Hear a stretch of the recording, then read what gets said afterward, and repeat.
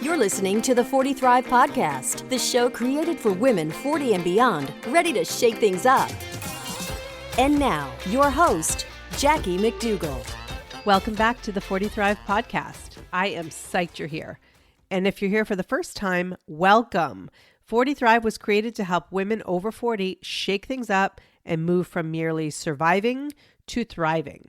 Each week, I talk to some incredible women who provide their unique expertise, point of view, and tips to help you make midlife your best life. Today's episode is like no other. So, you know how every once in a while you meet someone who just kind of stops you in your tracks and forces you to take notice?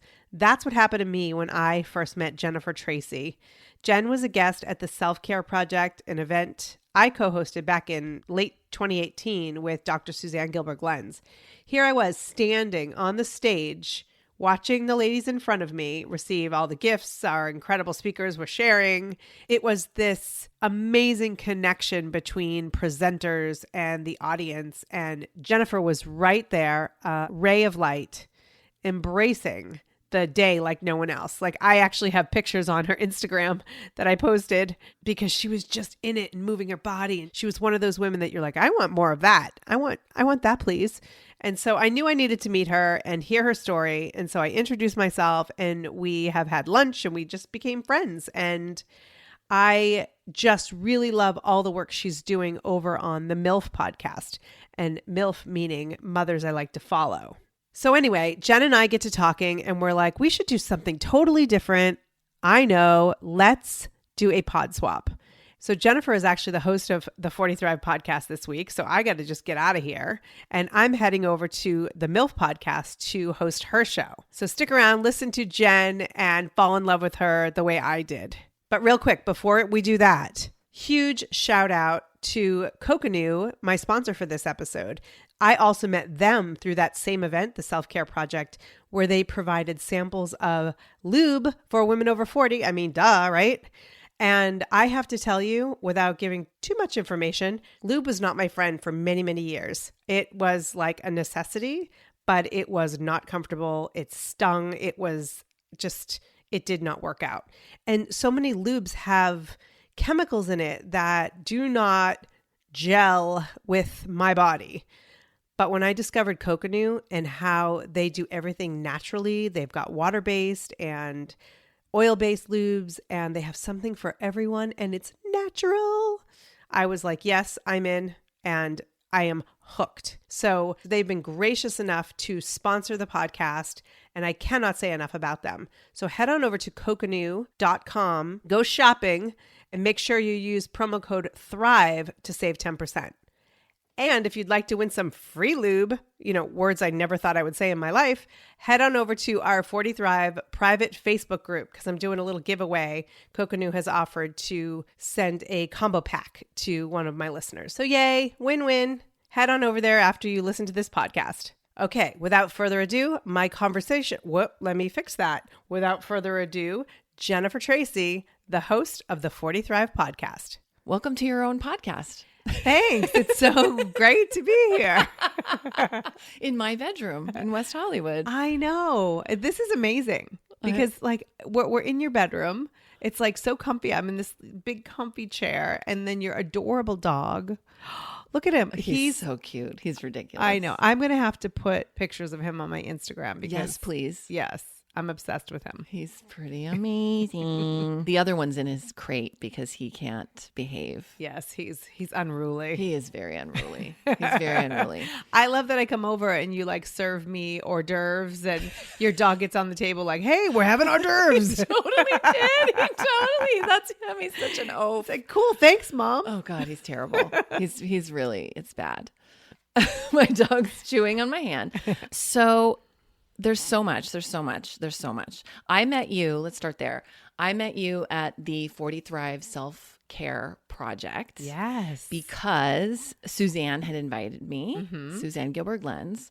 And I remember the moment that you walked on the stage and you just had this, it was almost like golden light energy about you that just preceded you. And you were so relaxed and so happy to be sharing this with all of the women that were there and all of the speakers that were there. And I mean, I knew you were running an event, so you were like on, but I was just like, God, that woman's so like on it and kind and just she's shining and like I knew that you were doing what you were meant to be doing. I was a little overheated. No, I'm just kidding. I was a little schwitzy. But I remember wanting to know you, and then I remember at the end you coming up to me and you were like, "You were dancing. That was awesome." And I was like, "You're awesome." And then, and then I started following you and learning more about what you do and who you are, and then we had lunch, and now you're my best friend. And seriously, we should get matching tattoos.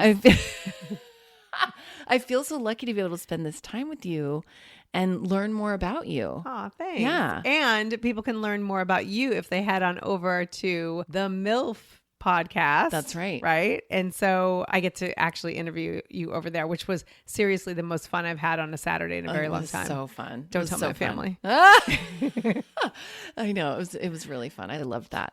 So yeah. So we're swapping interviews, which I love. It's so fun. We're like swingers and some like podcast swingers. We are. There's a podcast we could start together. Get a lot of listeners. And I'm not being sarcastic. Like we really would. So tell me about, I usually start with my guests with where they're from. I know you're from Boston. Mm-hmm. I know you're from a family of 13 kids. That's right. You win the prize.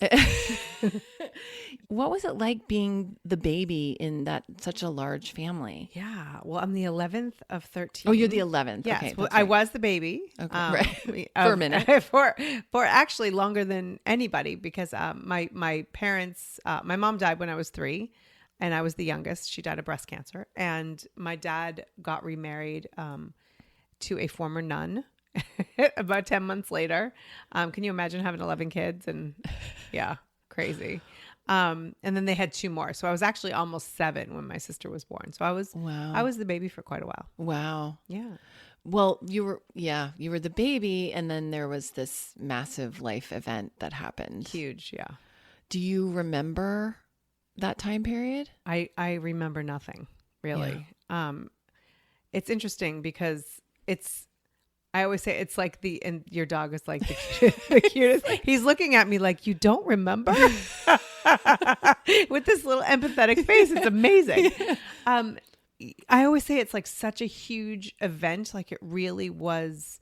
My mother dying was like the most important thing that's ever happened to me, but yet I have no memory of it. Yeah. So from what I'm told, and this will kind of and I tell this story because you'll understand me and who I am still to this day better. But when my mother died and my dad came back from the hospital and he told my siblings and the whole thing.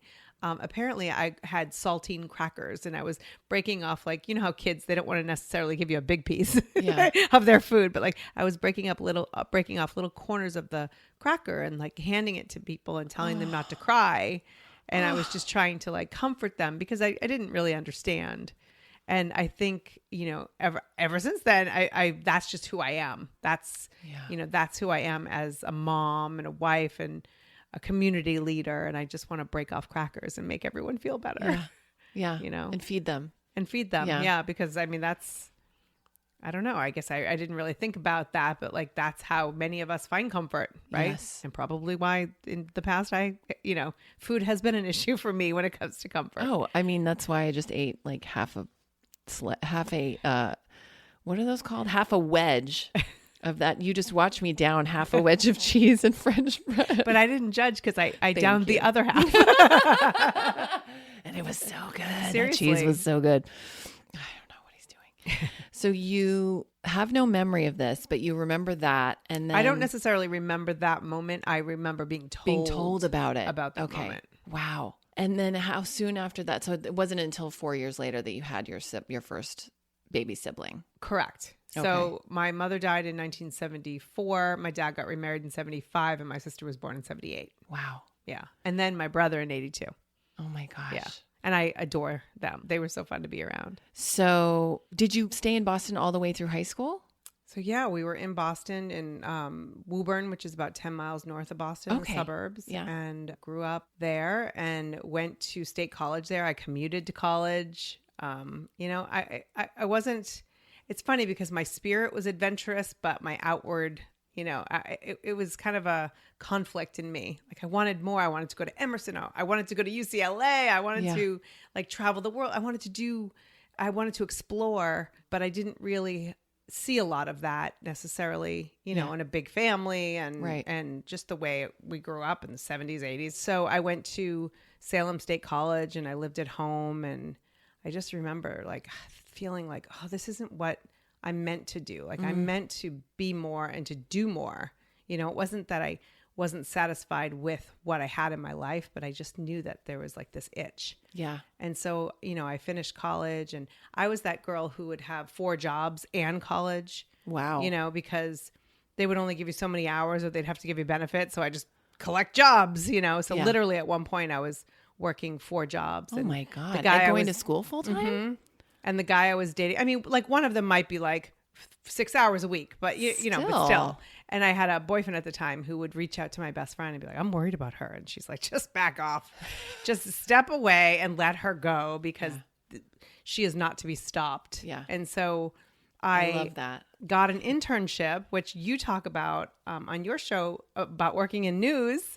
My first TV job was in TV news. Oh my gosh. In Boston. Oh my gosh. And I was like, oh, I love TV. Like back in elementary school when you go to like the book fair and you get books, like I would get books on TV on the behind the scenes. And it was just, I just couldn't get enough. Totally drawn to it.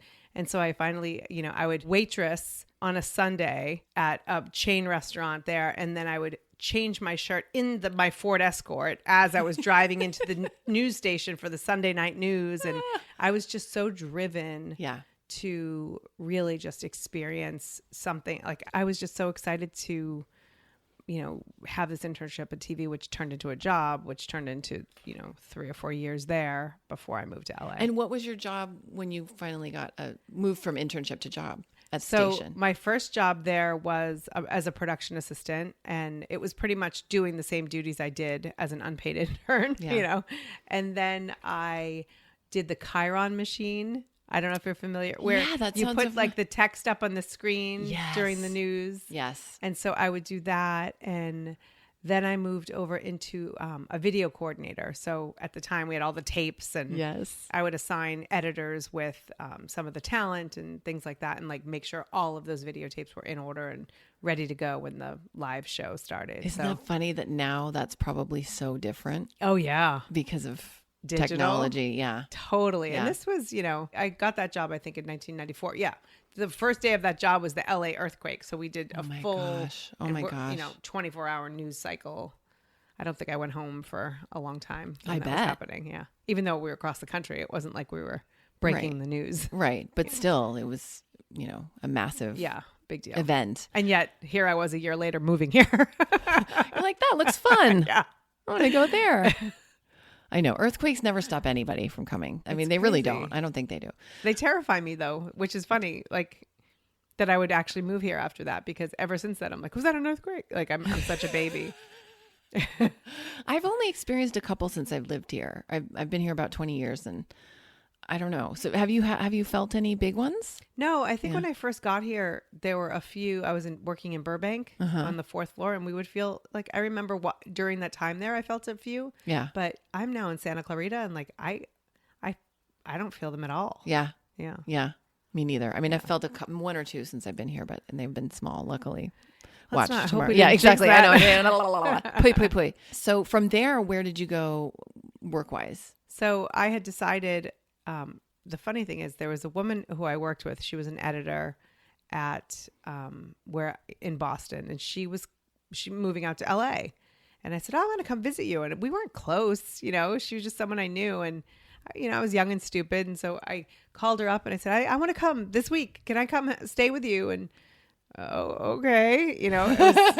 I guess so. And she's not too far from here, right off of Fountain. Oh, really? Yeah, Stanley, I think it was. Oh my God, that's 4 blocks this way. Yeah. So I came out and visited with her, but I really wasn't, I was kind of just using her place, and so she was quite gracious. But I rented a car at like Rent-A-Wreck because I was under 25 and nobody else would rent to me. Of course. And I just cruised around and got to know the area a little bit. And I had a friend whose brother lived out in Toluca Lake. And so I went and met with him, and he's like, hey, we have a room available in our house. And I thought, you know what? I'm just going to go back and give my notice and okay, I'll do it. And I went home to Boston and I remember I wanted a raise doing what I was doing because I had worked this overnight shift, which was like 1:30 a.m. to 9:30 a.m. Then I finally moved into like the nighttime, and I was making.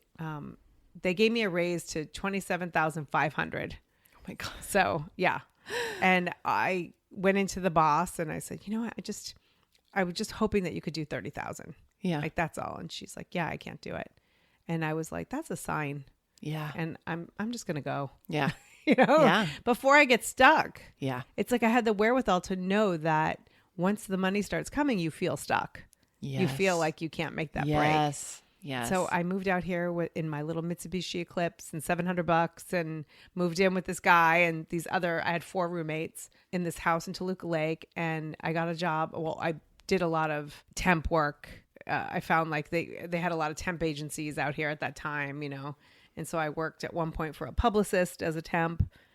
Awful human being. I'll have to tell you off the mic who it was, but you could probably Google like awful publicist and his picture will show up. Yeah. Oh my God. He would like throw things at people. And I mean, he was the worst, but like I would do PA work and whatever. And then I finally interviewed for a job at NBC and got my first like real staff, benefits, my job at NBC. And that job changed my life. My friends that I still have to this day are, many of them from that job. And it was just all the connections I kind of have made over the past 25 years. It feels like originated in that job. Wow. All because you followed information and an opportunity and took a big risk at a young age. Yeah. I'm kind of addicted to risk. Isn't that weird? Risk is so sexy. Isn't it? It's like, I think that's my drug. Yeah. Knowing, because I don't always, but I have said in the past, my husband is extremely secure in who he is. But he sometimes questions his ability in doing things. And I'm the opposite. Like I came into the relationship not as comfortable with who I am, but I know that I can do it. Yeah. And so it was kind of like a balance there. So I think when it comes to risk, I'm like, I know I can pull this off. Yes. So it's not as scary. Yes. I love that. Yeah. And 2 questions. So how did your family react when you said, hey, I'm leaving? I've always been a little out there, as far as what I was looking to do. I think my dad was sad, but he, you're a parent. Like I give him a lot of respect. I have a lot of respect for the fact that he didn't say a lot. He could have, know? Yeah. My dad was like, you should go to college for teaching, not communications, because communications is cutthroat. And if you become a teacher, you have something to fall back on. And I'm not really a fall back on something kind of girl, Yeah. But he always wanted to make sure I was okay. Yeah. So I think that was hard for him. He really was a huge, obviously family guy and just loved having his kids around and the chaos. And I think that was difficult for him. I remember at my going away party at this like local restaurant bar, one of my brother's friends said to me, see you in 6 months, like in just this flip way. Yeah. And it's things like that. Like, I don't even know who said it. Yeah. That I was like, oh, it's on. Yeah. I wish I could remember who it was because it's been 24 years. I know. We could call him right now. Let's call him. I love that. That motivation of like, oh, really, motherfucker? Yeah. Oh, wait, can I curse on your show? Yes, you can. Okay. I should have asked first. Okay. So that was my first question. And then my second question was, what was the position at NBC? I got a job as a production coordinator there, and I worked extremely hard. Every time somebody couldn't work or needed to fill in, or I was that. I used to say that, that whole jump how high cliche. Yeah. But I never asked how high because I was already jumping by the time you asked. So I was so driven at that time to just keep going. Yeah. And so then I got a promotion as a producer, and then I ended up getting another at Warner Brothers about 4 years later. Okay. Yeah. And is that where you met your husband? I knew him for 4 years. And so a couple of years after I had met Jeff, we started working together at Warner Brothers. That's when I had moved over and said, hey, we're looking for editors. And he came over, still like not even, never, ever was with not. In fact, at one point, my friend, one of my best friends said to me, I could see you with someone like Jeff McDougall. And I was like, oh my God, I would be so bored. He just wasn't. It just, I had in my head. You had like an old concept. We knew each other so well. Like, honestly, he's the only man in my life who knew me for me, because I would go on these crazy, I have some dating stories, you know, and I would go back and tell him about them. Right. Because it never occurred to me like to be anyone but myself. Right. I was vulnerable around him. I was, you know, adventurous. Like my story, like we spent, he was my editor. We spent so much time in this like tiny room that I was just myself. Yeah. And he liked me for me, which was so weird. Like what a weird concept. Yeah. Yeah. So yeah. And how long after that did you guys get married? Let's see, about 1.5 years. On our second date, we named our kids. Oh. Yeah. It was like, oh. So once it hit, it clicked in and you guys were like, Yeah. it was on. Yeah. Yeah. That's I mean, so but it went sweet. from like no to holy crap, I think I might be in love with him. Oh. Because I wasn't in love in that way that you fall in love and it's romantic and it's this and that. It was, I just adored him as a human being. Like he honestly, Jen, is one of the best human beings you could ever know. He is just, I just got chills everywhere. he just That's like, so I'm getting sweet. emotional. Like he just, when it comes to me, even before we were together or anything, like he's always put me first in my, he's always put my heart first. Oh. He, you know, he'd be aware of things that I went through. Not like, you know, it's not like we talked on the phone or anything like that. Yeah. He just has this kindness about him that I realized before I even was interested in him, I loved him. Yeah. And so, yeah, it was unexpected. Oh. And by the way, that woman, my friend who told me I could see you with someone like Jeff McDougall, married his brother. No way. Yes. Oh my God. Yes. I love that. Isn't that crazy? I love so that. she's actually like with my kids right now. She's my their aunt, gosh. you know? That's so so funny. great. Yeah. That's so great. And how soon after that did you have your first child? We you know, we got married, I was 31, and then we were like pretty much like within a month, we're like, all right, game on, let's just see what happens. I know it was just so love fast, but it took us a little bit. So he was born about 1.5 years Okay. after. Oh, that's not too Yeah. long. But yeah, that's great. He's 15 now. He's 15. Oh my God. And so, and know. then you had another son. We had, so we had Jacob, who's, he goes by Kobe, the COB from Jacob. Cool. And then 16 months later, we had Brady because we thought, oh, it might take us a little while. And guess what? It didn't. Yeah. And then there's so much in between, but then we adopted our daughter. And the funny thing is, from Kobe to Brady, they're 16 months, 6 days apart.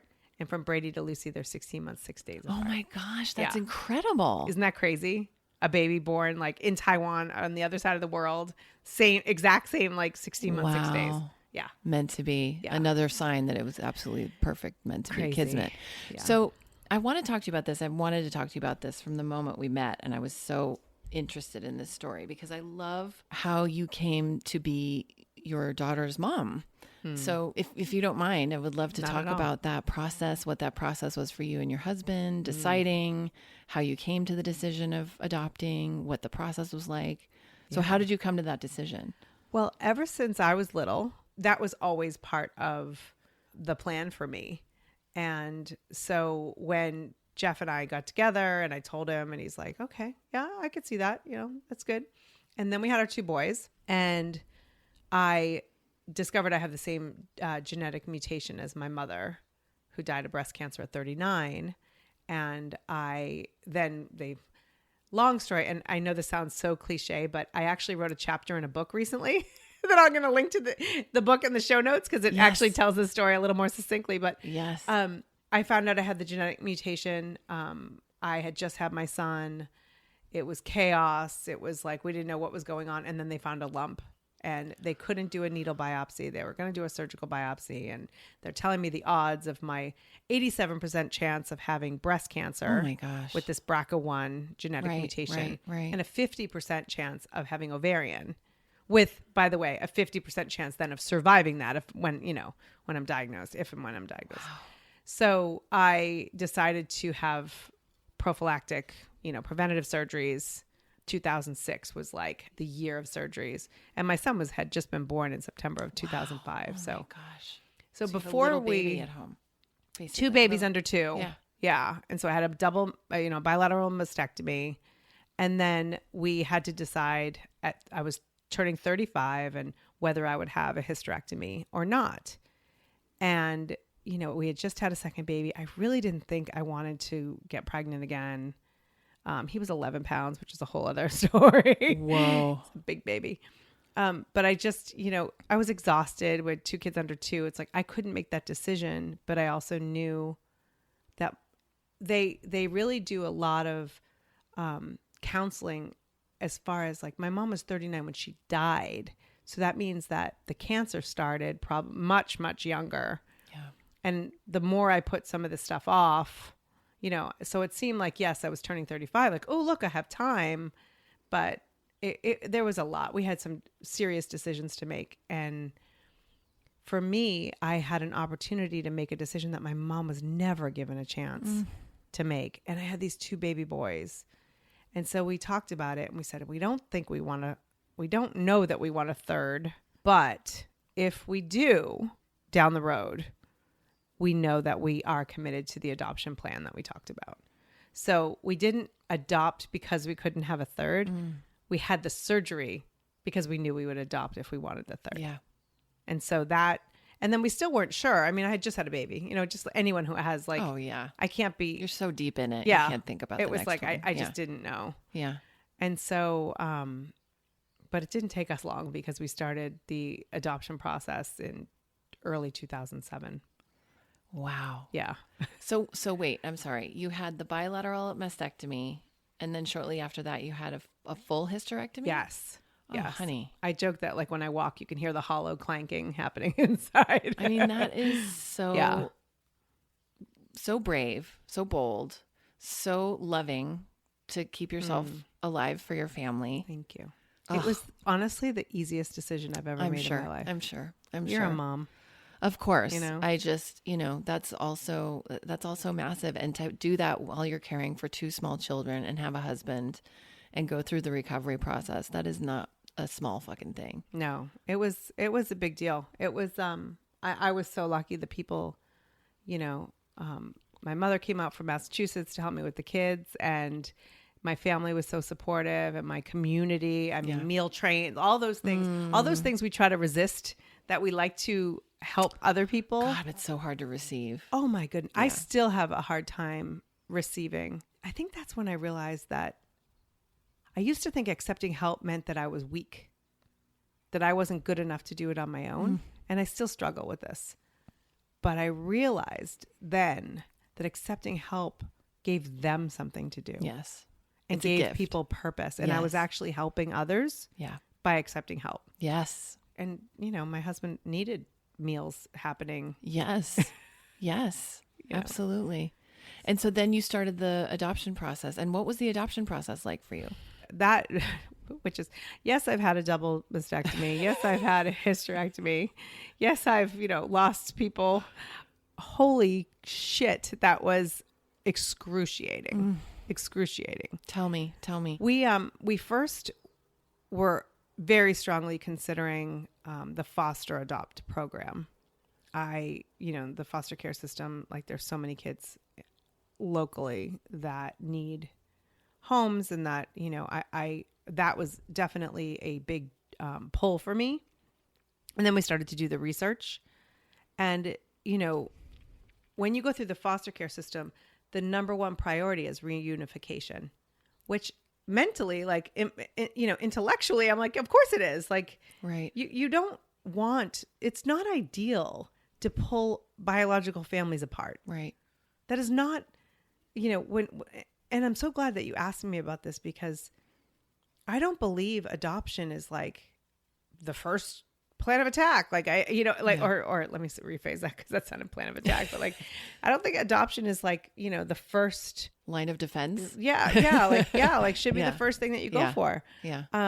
I think adoption is a necessity, and I know a lot of people who go through adoption because of their inability to have a child, and they want a baby. And I felt very strongly that I didn't want to go that domestic route of trying to get someone to pick us, because I had 2 babies. I went through that. It was a gift. I feel so lucky. Yeah. I didn't feel like I needed to do that again and try to like compete. Right. I know that sounds so weird, but I know what you mean. Some people are waiting for that. Yeah. And that's their one time, so the foster adopt system was really where we wanted to go. And then the reunification being the priority, we were told that there was a 50% chance if there were a child, even if that child were with us for many months or even more than that, that child could, be reunified with their birth family. Wow. A grandmother, a distant cousin, somebody could come out of the woodwork.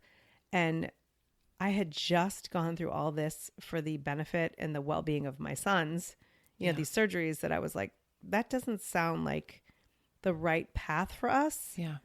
That doesn't sound like putting the boys first. Yeah.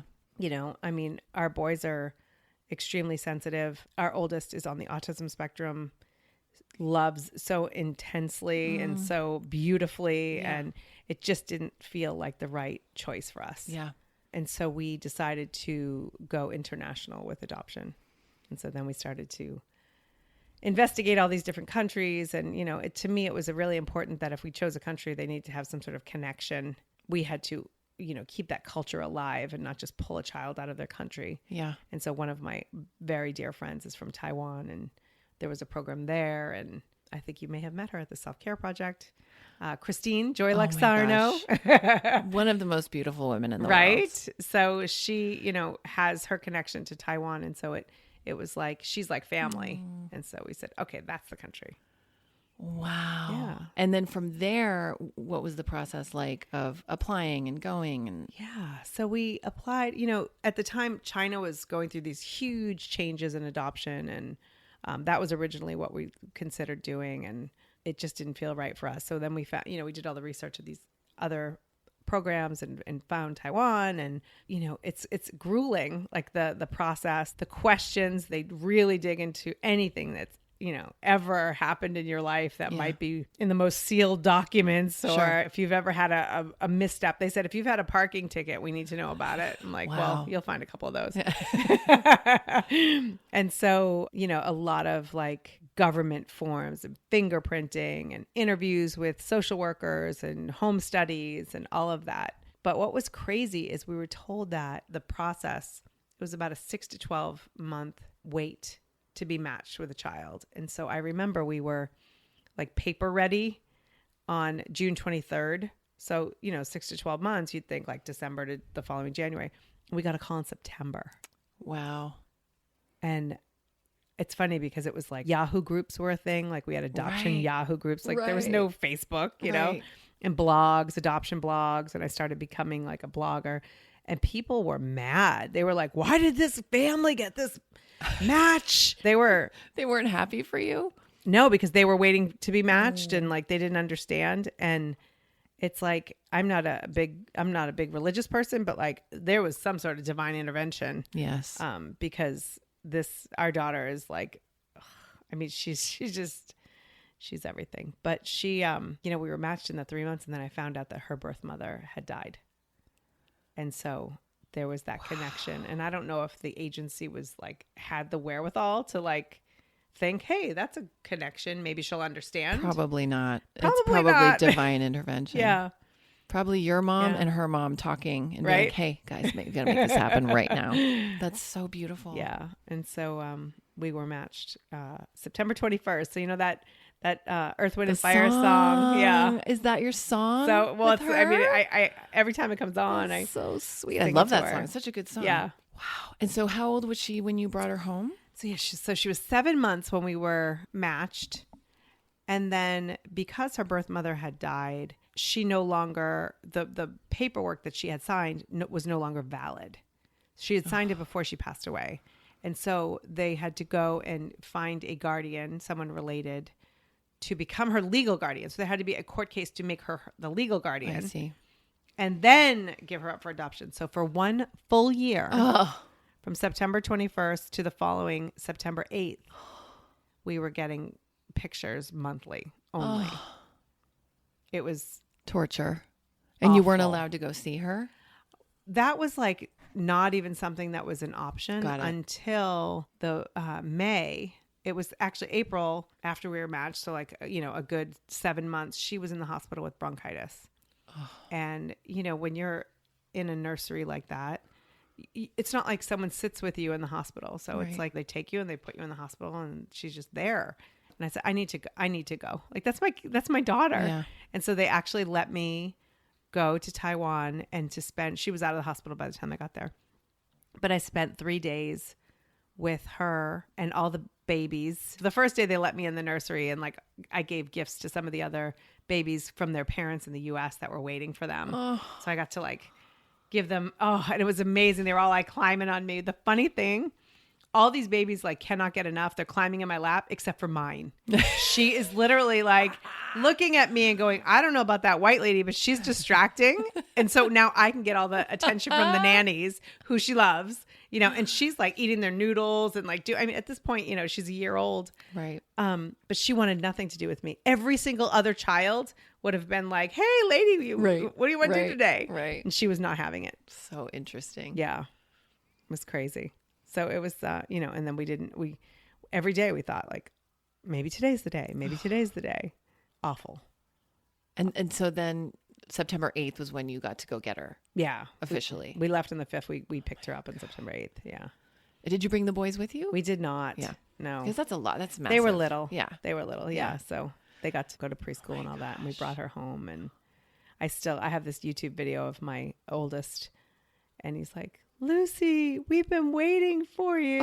And it's like every year I put it on my Facebook because I'm like, that's magical. Like, yeah. That is magical. Yeah. And now Lucy is how old? 12? She's 12. Yeah. She's unbelievable. I've talked about her on past episodes. She really is like my spirit animal. She is the most confident in who she is. We all have our stuff, right? But I don't have any stuff, Jackie. Not one thing. But she's unique. She's unique, and she's not going to conform to what the expectations you have of her. Yeah. Just because you have them. Oh God, I wish I could have had just an ounce of that when I was a kid. Yeah. That was not my I say ideal. that I too. think that's great. But I think that at the same time, if we did, we wouldn't be exactly where we are right now. That's true. That's true. Because I had to fight to get to the level of what you're saying Lucy is already at 12. I had to claw my way there, and I'm 43. Yeah.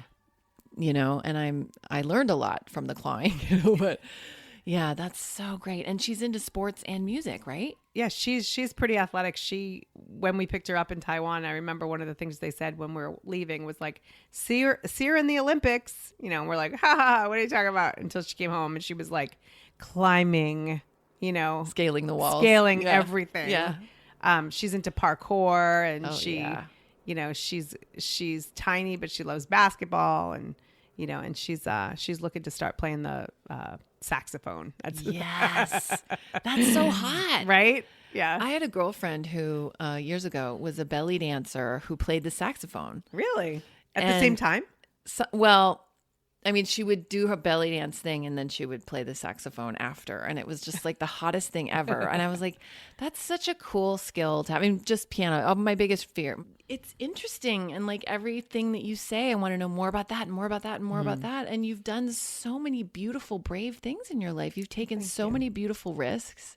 You've created this exceptionally, like a remarkable family. You're still married happily. Mm-hmm. You're doing a business that you love. I do. That makes me so happy. Oh my God, that's so amazing. So let's talk about that. So you coach people. Yes. And you teach people how to do podcasts. Yes. Specifically launch a podcast. Because Specifically there are launch a people out podcast. there who teach scaling and, you know, all that stuff. And like, I love taking someone who's like, I wish I could. I've always had a dream, and actually have them launching. That's Yes. my favorite thing. Yes. And Yeah. what excites you so much about that? Well, I think that when you look at podcasting as a whole, and you know this, like it can seem so daunting, like the technology, but also more than anything, the thing I spend the most time on is the mindset and the ability to push through those, like the imposter syndrome and why would anyone want to listen to me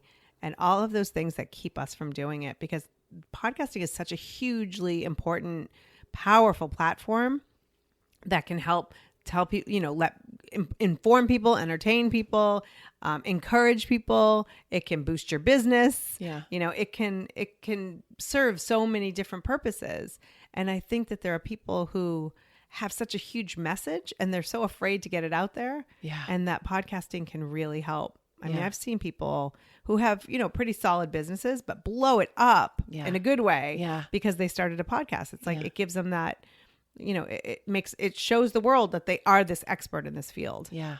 Yeah. Yeah. And so it's wild though, because I work with these powerful women who all have these different goals, but we get to the heart of like what your message really is and why it's so important to share it, Yeah. Yeah. So you and I have this in common. And when we were talking about this earlier, I is know we that- need to team up. Yes. I mean, we shall. And we talked about doing an event. Like that's definitely going to Yes. happen. Many things. But we have this shared love of helping people uncover and unlock and Yes. discover their stories Definitely. and share it. And I just think the more that we have people like us who can encourage and help and coach and teach or whatever it is, or just inspire, then there will be more, especially female. For me, that's a big focus too. Not that I don't want to hear male stories, but, so tell me more about how you've threaded that through in your podcast and if it's also applicable in your coaching, because I really want to know more about your coaching. My background in TV, it's like we stopped, in the late 90s, right? With Yeah. Warner Brothers. But Yes. like I then ended up doing a lot of marketing. And then back in 2006, Telepictures of Warner Brothers called me back and said, hey, we want you to come back to Telepictures because we're launching a parenting site. And that was outside of anything they had ever done. And Yeah. they're like, we want you to run it, blah, blah, blah. And so I'm like, I don't know anything about the internet. So I remember finding like TypePad was one of the blog platforms and Yeah. going on TypePad and like writing little blog posts about parenting, and then ultimately we, launched the site and it went from like 0 to 1.7 million uniques a month. And it was, Wow. it was a thing. That's it impressive. It was a thing. We had partnerships with AOL and things like that and video. And it was a huge learning experience for me, but it also, they asked me to be kind of the face of the site. And so I would go on in the media and talk about parenting topics, that would be debated, silly little things. But, and so I started like, oh, I like doing this media thing. And the funny thing is it started because we were doing a video series with some like really popular, famous women talking about parenting. And there was one group in particular that didn't have a lot of energy. And an TV executive turned to me and said, go in hair and makeup. I want you in this. I'd never done You've never been in front anything. of the camera like that. in this College, way. at the college news station. Yeah. I was like the anchor. And so I'm like, oh, I've never done this before. So I went in and I just it felt good. It felt like, oh, I've got this. Like these are topics and I have a strong voice and a point of view. And it was fun. Yeah. And so I did that. And then I started doing like CNN, and I blogged one time about my daughter cutting her hair when she was 6, and it got me on Good Morning America. I was like, only Only in the my parenting God. blogging space can you write about a haircut and end up on Good Morning America. But okay. But that proves what we were just talking about, the power of story. Yes. Because that's such a specific story. Yes. And it's so relatable because most of us, I cut my hair when I was 3, I think. I chopped it all off. And then my mom had to give me a bowl cut anyway. Yeah. Well, with Lucy, it was like she was asking for a faux hawk and she was 6. And I made her wait 6 months because I didn't believe, I mean, kids want, cereal until you give it to them. And then they want waffles. Like, Right. so Right. I didn't know that she really wanted that. And also she had this beautiful, like black, thick hair. And so I realized through the process that her long hair was really for me. I was trying to fill something. Like, I did not grow up feeling pretty. I still struggle with feeling like I'm attractive. And so I feel like I was projecting my stuff onto her. And so she cut her hair super short and I wrote about it. And I wrote about how I had to get over myself. And so, Good Morning America comes to the house and interviews Lucy, and she was the cutest thing in the whole world. But, and to this day, she's got super short hair. My whole fear of her not really wanting that after a while was like such BS because that's who she is. Yeah. That's how she feels good. Yeah. Anyway, so I was doing all these things and moving in the digital space. And then I would go back into TV and do on-air promotion the way I did. And then I would go back into another TV show and do the digital space. And so I was kind of like straddling both. And I just realized the power of the online world. And I remember back at Warner Brothers saying like, we should do a podcast. And it was like 2007. And they were They're like, what? That's silly. Who's going to listen to that? You can't make any money. And I'm like, no. And then even when Lucy came home, my husband and I did a podcast. I think you could find it online somewhere called Napcast. And it was literally the only podcast done during a kid's nap. That is awesome. And I think we did like 3 or 5 episodes and it was just the two of us talking. But what a brilliant idea. I loved podcasting. I loved, the TV stuff was cool and, but I feel like my most me behind a microphone and not of camera. Yeah. And so and then I would start listening to podcasts and I realized that like all this time I was marketing shows for women that I may or may not believe in at times, that what they're messaging. Yeah. I thought, why am I not creating my own? Yeah. I'm trying to reach these women, like women over 40 specifically. I noticed like a few years back that I would post something on Facebook and say there were 100 comments, 98 of them would be a woman over 40. It was just a natural connection. Yeah. When we're past trying to impress everyone, where we just want to, be ourselves and be honest. We and don't give a fuck. Yeah. Right. And we're just like showing up as ourselves. Yeah. And I was like, oh, that's really interesting how that's, and by the way, I'd work in TV and they'd be like, how do we they wouldn't even appreciate the fact that they would have women over 40 watching. They would say like, how do we get younger? I'm like, well, first of all, podcasting is younger. Go that way. Oh, no, that's not it. So I'm like, So I'm like, if you're not going to appreciate the women over 40, I am as a business. Mm-hmm. And so I created 40 Thrive. And, it's kind of like they go hand in hand, as far as like that is trying to elevate the voices and the needs of women over 40. And then the coaching is for those women who are ready to take that next step, who are ready to like, okay, I'm not going to just talk about using my voice, but actually find a way to do it. Yes. Just like you're doing with all your writing coaching. Yes. Well, yes. And I love it. And I'm so passionate about it. And I can just feel the passion when you're talking about it and your face lights up. So when you coach, you only coach women? I do have some male clients. Okay. I market to women if a guy shows up and says, hey, I want to do this. Like mostly the guys want one-on-one. Right. And it's such a different animal because I'll start to go through some of my, some of the exercises that we need to. And I get a lot of like, oh, no, just give me a list. Oh, that's funny. But this one guy I coached, I'm a firm believer. Like when I do one-on-one, we meet the first time face-to-face for 3 hours. And I do this with my groups too, just not face-to-face in 3 hours. But I believe I need to get to know you and what makes you tick and what is like the foundation of your essence, It's like, so that way I can help pull out what makes you special, because that's what your podcast audience wants to know. Why you? Yeah. because it's not what your show's about. Yeah. It's the host of the show. Yes. That's why people come back. Yes. It's You know? true. It's true. I always say, Yeah. just like Ellen DeGeneres, like people don't go, oh, Jennifer Aniston's on. Right. Maybe she could tell a vague story. Yeah. You know, they go back. A vague story. That's They funny. go back because they like Ellen. Yeah. And they don't go if they don't like Ellen. Right. And so when it comes to podcasting, like how many podcasts are there about entrepreneurship? You know, it's like, oh my gosh, gazillion. ridiculous. Yeah. But there are some that rise to the top because they're doing something special. Yeah. And so I was working with this guy face to face, and we met at like a WeWork or something. And, you know, in the first hour, he started crying and he's like, what is happening? And I said, this is what's going to make you special. Yes. And he, to this day, is like, that was amazing. You know, he's like, I didn't know it was going to be like an Oprah episode. But I think it's so important. We're kind of taught when we're little, like, oh, you're amazing and you could do anything and you're special. And then we get to a certain age, I don't know, 10. And it's like, don't be cocky. Don't love yourself too much. You're conceited. Like, there's so many mixed messages. Yes. Of like, feel good about yourself, but not too good that you make other people uncomfortable. Totally.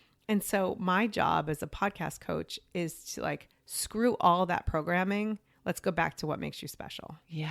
That's my favorite. Yes. Yeah. I love that. Yeah. Oh my gosh. You have that. I told you. I tell you all the time. Oh, I mean, seriously, guys, if you have not gone over to the MILF podcast, well, not right this second, but like a few minutes from now, head on over. Thank you so much. And I'm just a mirror for yours. I think that's why we resonate so deeply with each other. Thank you. So here you are, you have 2 teenagers and a tween, basically. Yep. That's a handful. And you're doing this 40 Thrive. You're having events. Yes. You're doing events in Los Angeles. Is there anything coming up relatively? I know you just yesterday had a podcasting teaching event. Yeah, we do. I do. A lot of my podcast coaching is online, but I'm like, hey, I'm going to try this in-person thing, see how that works, see if people like it. And so how was it? It was so incredible because one of the things about group coaching, and you know, you probably know this. Yeah. I'm maybe 30% of why you should come. The 70% of the support. Yeah. And like the whole, this is my problem, mine too. Yeah. And this, like, It's magic when when happens. we finish groups, they're like little advocates for each other. Yeah. You know, they're like sharing each other's podcasts. They're just on fire and like encouraging each other and continuing the relationships in like any of the groups that we've created. Yeah. You know, because they'll say, oh, are you going to pull this group down? I'm like, no, because you're encouraging each other so much. Like, I can't stop that. Yeah. I have no boundaries. Yeah. We'll finish a group and I'm still like checking in on Voxer with them. Yeah. It's, you know. It's a beautiful thing, that sort Yeah. of special alchemy that happens on a retreat or in a group or in a workshop. It's just there's and those people usually stay friends for life. Yeah. I Didn't you mean, feel that at the self-care project? for It sure. was like For sure. people, I mean, I just remember like some of that stuff was a bit woo-woo for my experience. I I'm not love saying woo-woo. I love yeah, it. I do too. I love the idea of woo-woo, but I get insecure that I'm not experienced enough in it, or you know, so I have to really like let go because I'm up on the stage. So watching people at different levels of woo-woo acceptance, Yes. by the end of it, they're all like, we were all just- dancing on the oh my grass with our gosh. shoes off. Oh my gosh, it in was bliss. so, yeah.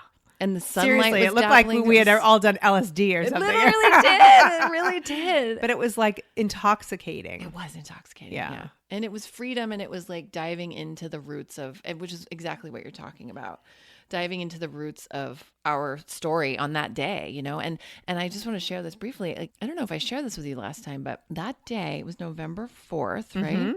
Sure was. I went, and the woman who owns that house is a friend of mine. Jennifer. Also Jennifer. And I had just lost my best friend. She had just died. She took her own life like the my week gosh. before.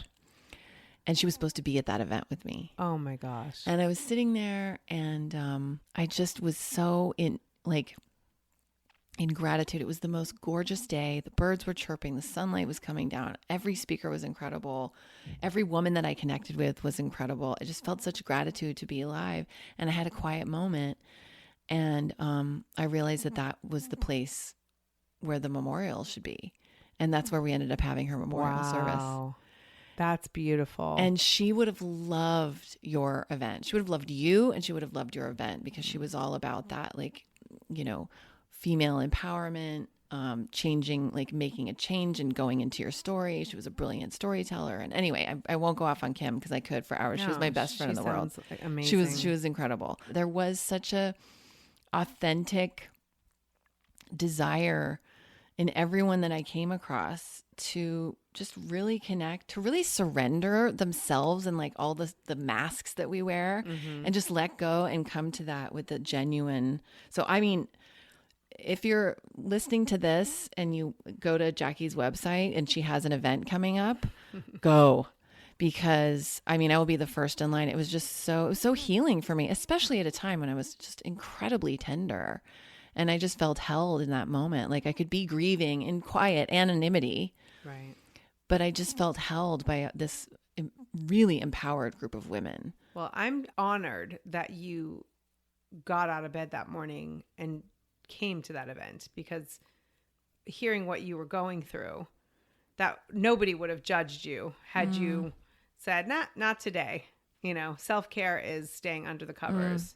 And so the fact that was an act of courage to get up and to show up, because sometimes I've been there in my life, not what you're saying right now, like not in that exact circumstance, and a lot of my listeners have been in a place where, and I'm sure you have, sometimes just showing up is the biggest act of courage we can possibly show or portray. That it's not, you don't need to be accomplishing. I have fallen into that trap of my value is wrapped up in my accomplishments. I used to try to live so much life so fast. Yeah. I don't know. I've talked about it that I think maybe I thought it, and not maybe, I thought it was over at 39. I thought that was it. I used to think that too. Like I was saying to a friend who was substantially older than I was. I think I was 35 and she was 45. And I was like talking about acting. I was like, well, I haven't really, haven't made it. And she goes, you're not dead. And I remember thinking, yeah, but I basically am, because I'm a woman who's 35 and there's some truth to that as an actress. As an actor, yeah, I'll give you that. But I think in every other regard, that's when the good stuff begins. Yeah. But I think growing up, seeing that my mom died at 39, it was like, there was just an end date. Like there was like an expiration. I wasn't putting that thing together in my mind. But yes, of course, that was always on your mind. So it was like, I was trying to live, accomplish, and like make my life count while I had it. Oh gosh, yeah. And what I've discovered is it's actually the years since then, and even the days that I accomplished the least, that are the most meaningful. And do you think that is partly because you passed that marker, that milestone? Let's talk about the marker. That date always hung over my head, but I think when I had the opportunity to have those surgeries, I went into surgery not knowing if I had cancer, because they were going to do the pathology while I was in there. Right. And I woke up and, I don't mean to bury the lead, but they told me I didn't have cancer, but I had precancer in the other breast. And so I was 1 to 5 years, what the doctor told me, 1 to 5 years away from like a full-blown cancer diagnosis. And so I think ever since I was 35, I knew I did the right thing. Yeah. I didn't look at 39 anymore, but I still had to pass that for me to stop trying to accomplish. Yeah. And to this day, like that's my addiction. That's my fix, is I have to really work at reminding myself that my value is not wrapped up in how successful I am, but it's how I'm connecting with the people in my life. It's such a hard one, because that value system is everywhere in our culture. Achieve. Yeah. Measure. Busy is like a badge of honor, right? Like, you go to somewhere and you're like, oh my gosh, I'm so busy. And then someone at a party would be like, well, I'm busier. Yeah. I've got 4 kids and 3 jobs and blah, blah, and it's like, oh, okay. Yeah. Didn't know that this was happening. Yeah. That whole competition thing is. But it's like we keep using these struggles as a badge of honor. Yeah. When it's okay to not always be accomplishing. Yeah. Imagine. Yeah. Like getting up and actually like giving yourself the grace to just exist. Something you said, and Lee was saying in your interview with Lee, whose name I won't say again because I keep messing it up. Keckner. I don't know why I want to say Kochner, but I just... Well, that's, they should have spelled it right. Lee, your name is misspelled. She said, and I'm paraphrasing terribly, so Lee, forgive me if I'm botching it, but something about if there's one word you can drop, and I think it was a coach of hers that taught her this, it's hard, the word hard. And I loved that because, man, did I make things hard for myself all the time. And now I really am just starting to kind of go, well, maybe, what if it's not hard? What if it's consistent, show up, there's bumps in the road, like Lee said, there's things that are challenging, but it doesn't have to be hard. It's just, it's like, I can also lay down and take a nap and give myself that self-care and not schedule something like tonight's Saturday night. He was like, what are you doing after this? And I said, absolutely nothing. I don't have my kid tonight. I have my 2 dogs. I'll probably eat some food. I'll eat the rest of what is left of that cheese and bread. That's if your other dog hasn't. Really honest. I know. Well, he's in the crate, thank God. Otherwise it'd be gone. And I will just watch some Netflix until I pass out. And for me, that is such self-care. Like I need to just slow it down. But it's hard because that used to feel like you're slacking off. And couch potato. Yeah. And I don't feel like that anymore. Or, we go for a walk or just like be. Yeah. Yeah. And I realized that, I don't know if you see it with your son, when you allow yourself that. I don't want to start an entirely new episode here, but there are kids who are committing suicide and taking anti-anxiety meds and struggling and suffering through their teen years because of this need for achievement. I mean, I know it's old news at this point, but like these college, parents and all the things that they're doing, like our kids need to see that we can just be, that we don't have to be accomplishing every second of every day. Because guess what? It gives them permission. Absolutely. To not be accomplishing every second. By the way, just this is my personal opinion. Going to community college, I'm probably going to get so much backlash for this. I feel like going to community college is just as valuable as going to Yale, if not more. I never went to Yale, so I don't have that experience.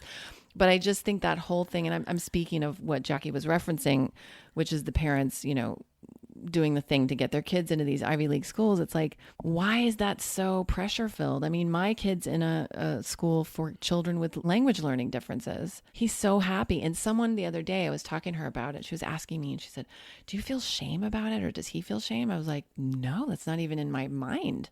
Right.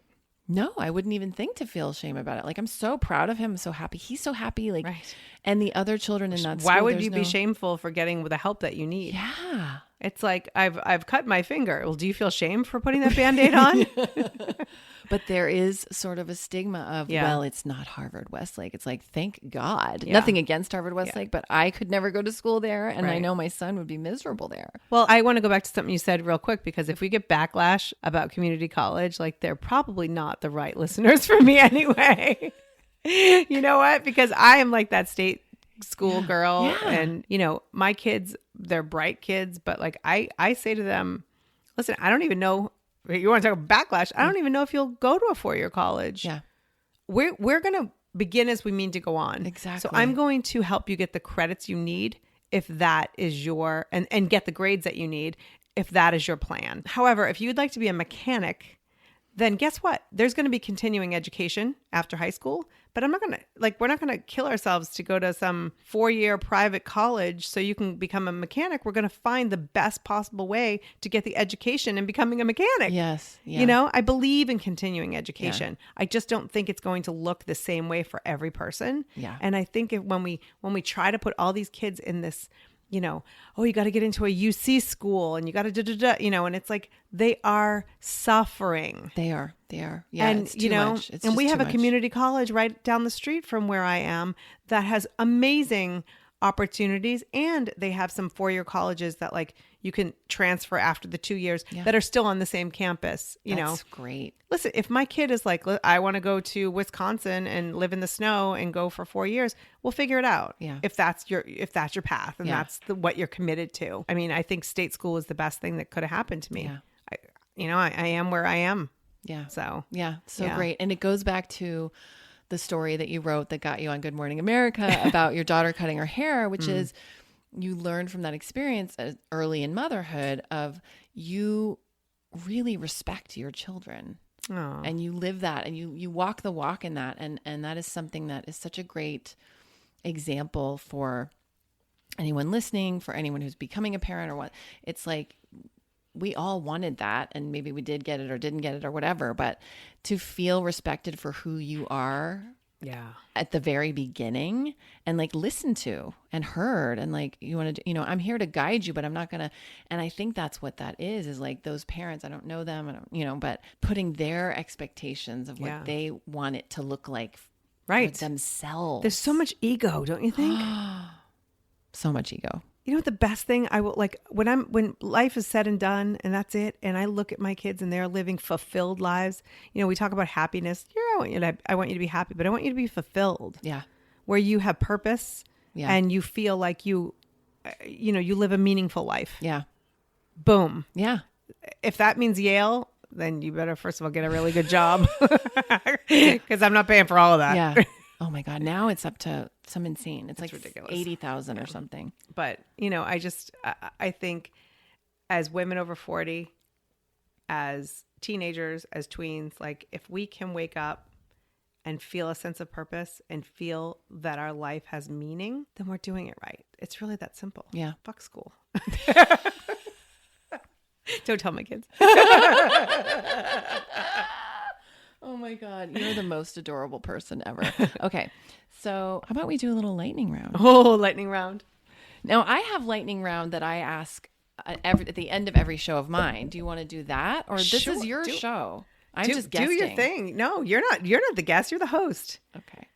Wait, did you really do lightning round? Yeah. Is that where I got that?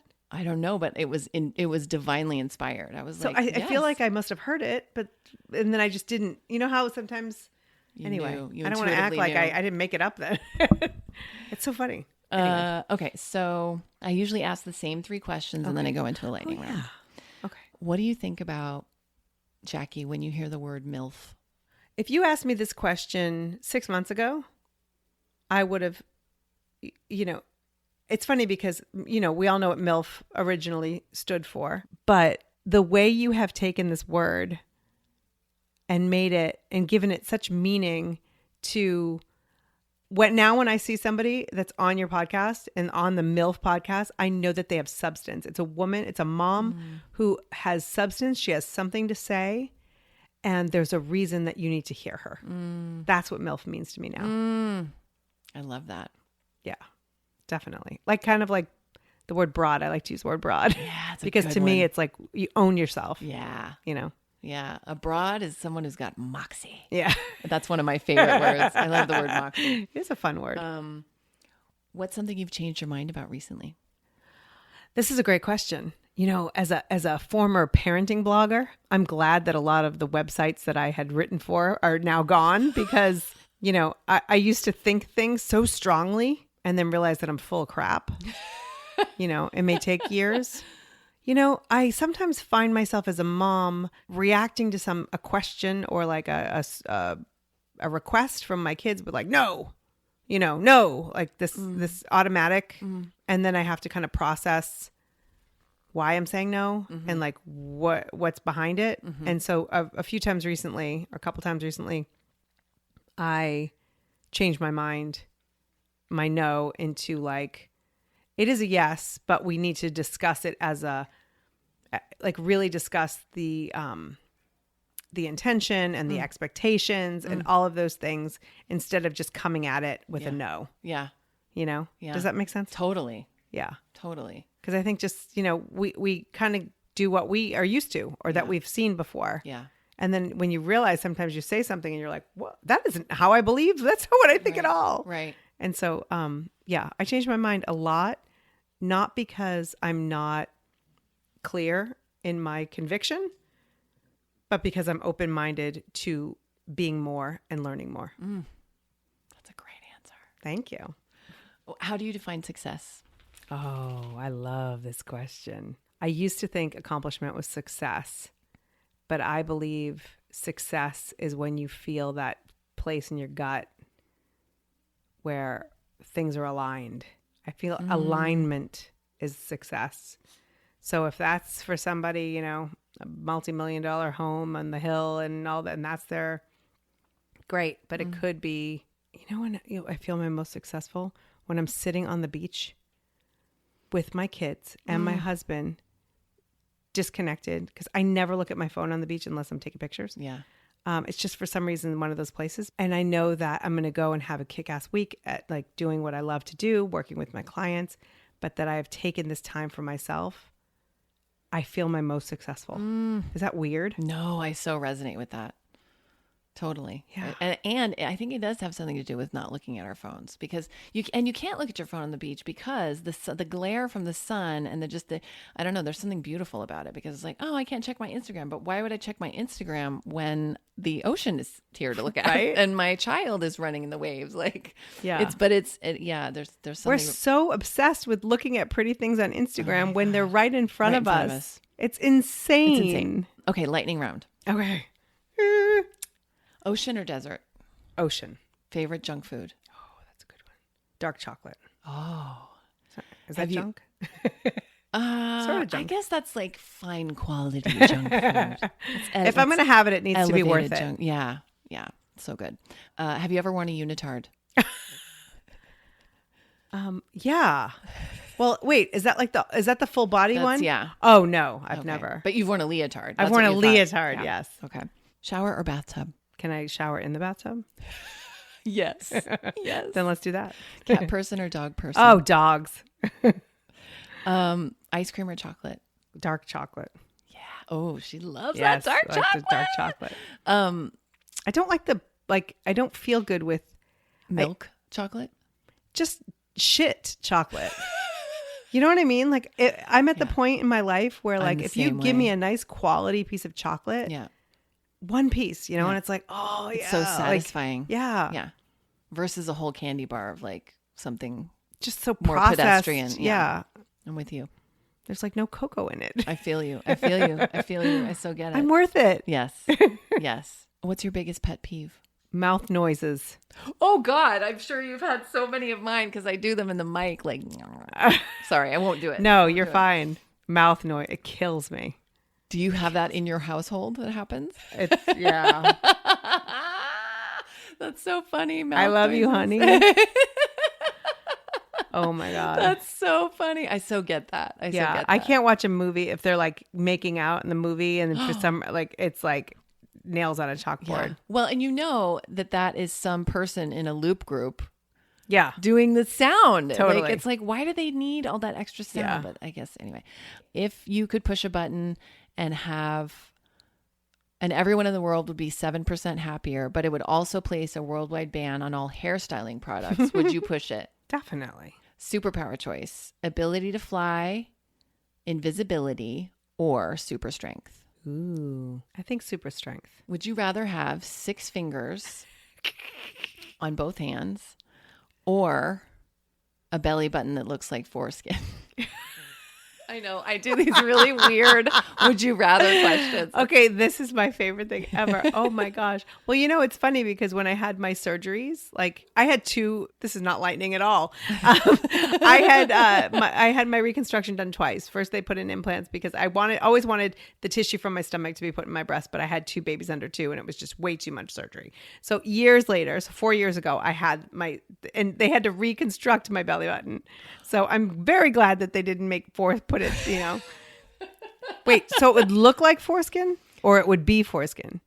Oh, that's interesting. You just added an extra layer to it. I think it would just look like foreskin. But then nobody would really see it.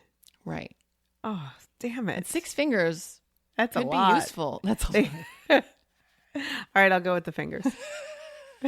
What was the name of your first pet? Manny. What was the name of the street you grew up on? School Street. Wait, are you getting my passcode or something? Am I going to be hacked? You're hysterical. Your porn name is Manny School. Oh, nice.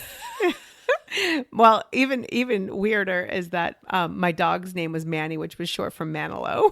Because I'm a big Barry Manilow. Oh my God. I'm so glad you told me that because your porn name is actually Manilow School, which sounds like an actual school where people go to learn how to be like Barry Manilow.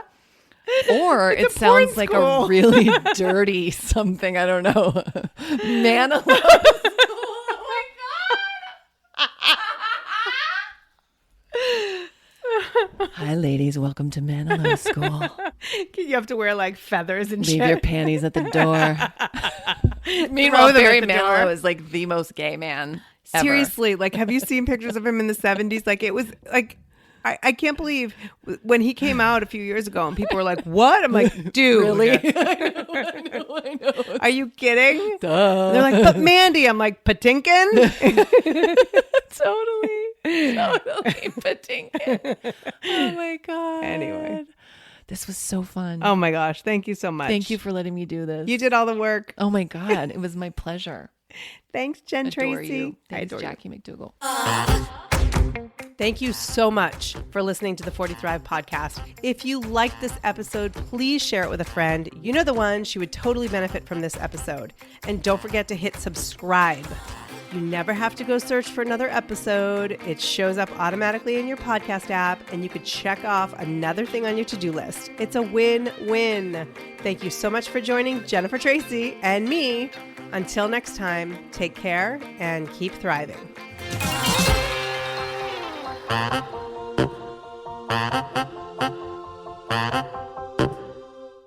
Spring has sprung, and with the change of seasons, sometimes comes an increase in vitality. If you're feeling in the mood for a little more personal time, may I suggest Coconut. Coconut is all about providing clean and natural ingredients when you're enjoying your most intimate moments, with or without a partner. Naturally safe products developed by people who are obsessed with quality. Get 15% off with promo code GROWNASS at grownasswoman.guide/coconut. That's 15% off with promo code GROWNASS at grownasswoman.guide/coconut.